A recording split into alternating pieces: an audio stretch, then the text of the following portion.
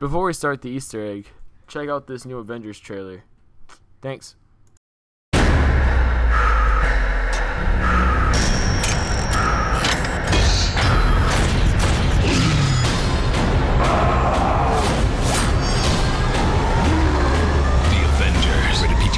Tomorrow.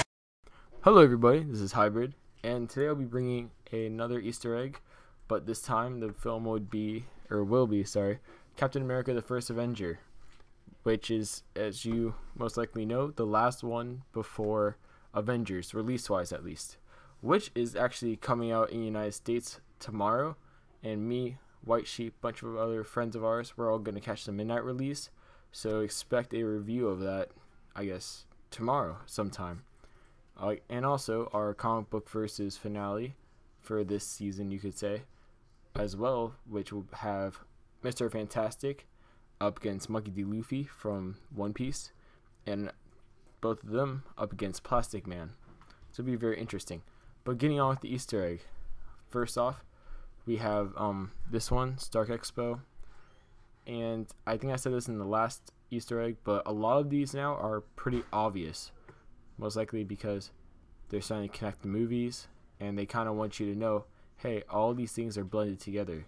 So, you know, before they were kind of more hidden because I think the studios are probably more hesitant to really admit to possibly doing a crossover, but now the crossover, obviously they already started filming, so they were much more open to doing this.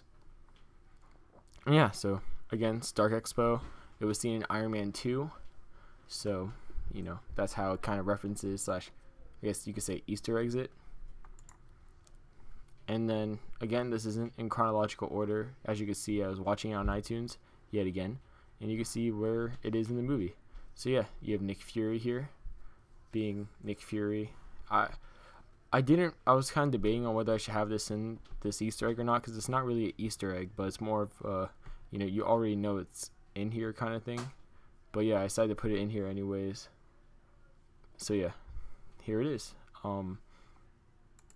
With the next one is Red Skull opening up the Cosmic Cube, I guess, before he turned it into the Cosmic Cube still. I never really understood the point of that. Well, I guess I probably would if I thought about it, but I don't really feel like thinking about it, because in the end they both do the same things, it seems, anyways. But it obviously is a reference to Thor with the Cosmic Cube. Red Skull mentions Odin's treasure room, which was seen in Thor, and also, with that being said, someone made a point to me how possibly Odin left this when he was fighting the frost giants in the beginning of Thor. Maybe this was a weapon or something like that he left here on Earth, and over time kind of got collected, and here we are now. Red Skull has it. Okay, so next we have Steve Rogers when he's getting the serum kind of injected to him, and you see it's kind of like, I saw it more as an Easter egg / reference to the Incredible Hulk, as they administered it to his major muscles. I'm pretty sure that's what they said as I just watched the movie, but yeah, to the major muscles. And then the color of the serum is also the same color as the serum that Abomination Blosky received, which gave him his more enhanced abilities that you saw in the film before he officially became Abomination. Okay, so right here you see Red Skull holding the Cosmic Cube, or Tesseract as they call it, but I'm just going to call it Cosmic Cube because I like that better. And you see, you know, it's kind of dragging him into this kind of space that you see when he grabs it. And I mentioned this in my Thor one yesterday. I feel maybe there's a connection there between that and the Bifrost, because also, if you've noticed, when it's kind of activated, so to speak, it emits kind of these very bright white colored sparks, you could say, or branch like things out of it, which is a lot like what the Bifrost does in Thor when it's activated. So I found that interesting. And also how when you are in the Bifrost, I guess, being sent to a destination in one of the 9 realms, it kind of drags you in, you like get shot out, And the same thing goes over here. If you notice, it kind of has the same look to it. So I thought that might have been an Easter egg / reference to Thor.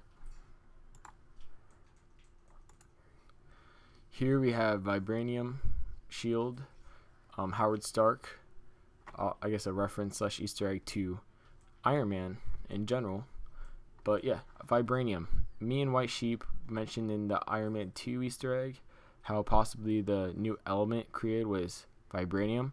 And somebody on comicbookmovie.com, because we post this stuff there too, told us that in the novelization of the Iron Man 2 film, they actually call the new element Vibranium, which we found interesting. So it kind of makes the Vibranium Shield, I guess, in a way, a somewhat reference / Easter egg possibly to Iron Man 2, as in the comics, as you know, it's the Iron Man shield, or sorry, not Iron Man, Captain America shield is traditionally a blend of adamantium and vibranium, allowing it to be not only almost indestructible, but also energy absorbent as well, especially kinetic energy, which still makes it basically indestructible. And here you have a very early on shot from the movie, which shows the kind of world tree, as you can call it. It was shown in Thor. Obviously an Easter egg to Thor. So nothing much more you can really say besides that. And here you have the ship Captain America's in, shown in the GPS, and he's in the Arctic, which I also debated on whether this would really be considered an Easter egg in a way, because yes, we point this out in Iron Man 2's Easter egg that they had a map of the Arctic and also Antarctic, but more of like kind of Greenland-ish area, especially in the end of Iron Man 2, when they had like the blimps of what we thought were locations of incidents or locations where the Avengers, before they become the Avengers, might have been at. So we found that interesting, maybe a kind of reference to the map. And here is the picture that I know a lot of fans have been debating on, where Red Skull's holding the cube and like a star, like a system of like a star system, some place in space, something like that is shown. Now a lot of people are like, this is the Andromeda Galaxy. A lot of people are saying that it's the Kree-land, it's the Skrulls, so and so on. I personally though believe that this is wherever Asgard is located, that area, because if you remember in the beginning of Thor, and I might have touched on this in the Thor Easter egg, when they kind of travel through the star systems, these like the stars here and like how the clouds are and whatnot, it's very similar to that. So that made me think of that, which made me think this might be a kind of reference / Easter egg to the film Thor, which a lot of this is with dealing with the cosmic cube and a lot of the references they make to the Asgardians as the gods. And then you have at the end Avengers. It's not really much of an Easter egg, even though it is an after credit scene, but you know, obviously I'm not going to show the whole after credits clip, because it's pretty much the Avengers itself, and that's itself just one giant Easter egg, you could say, to the other MCU films. Okay, so right here you have Howard Stark in kind of his searching underwater vessel device. I don't know what the official name for it is. It's not a submarine really, but whatever it is, it finds the cosmic cube and picks it up. This I found to be a reference / Easter egg to Iron Man 2, as Howard Stark's journal seemed to note things about a cube, and not just any cube, but a certain cube, which a lot of people believe to be the cosmic cube. So I found that interesting. He has the cube, and maybe he does some work on it, writes notes about it, who knows. Oh, and look who's joining us. It is the one and the only White Sheep. Yes, White Sheep's here, which is perfect timing because the only Easter egg left is the one that he mentioned earlier. The original Human Torch, as seen at the Stark Expo. Now, back when I was first starting to really get into comic books, there was a comic book called Marvels. It was told, I can't remember exactly the plot line, but it was told through the point of view of a reporter who had been there since the early days of Marvel, and it was really interesting to see just the progression. And I'm not sure how any of you liked it, but I particularly liked it.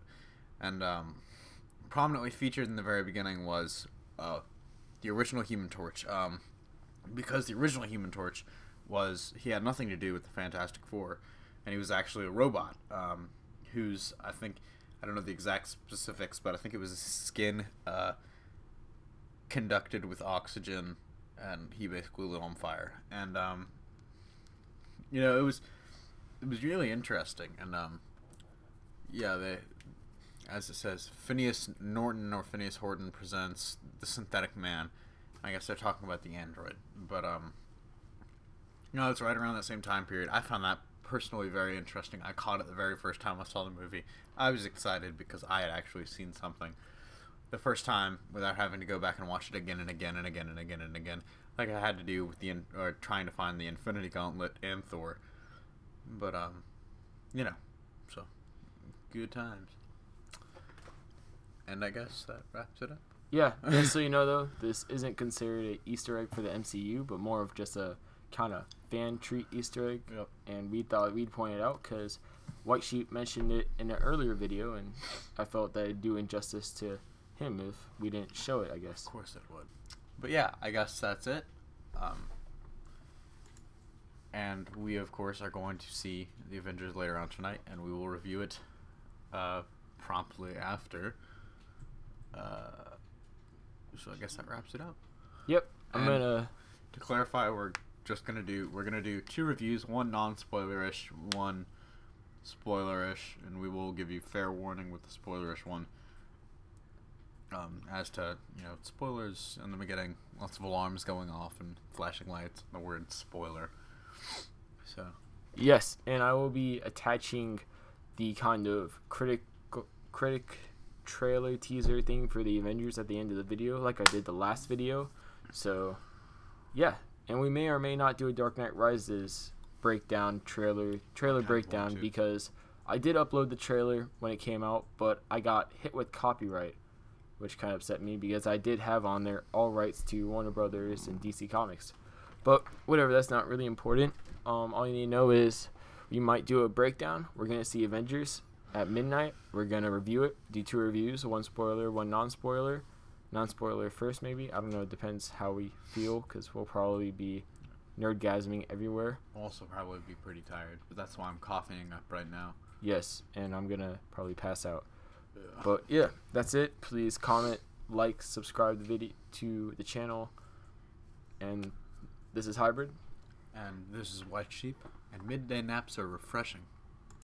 This Friday, critics agree The Avengers is a must-see movie event for everyone. It's gonna be fun.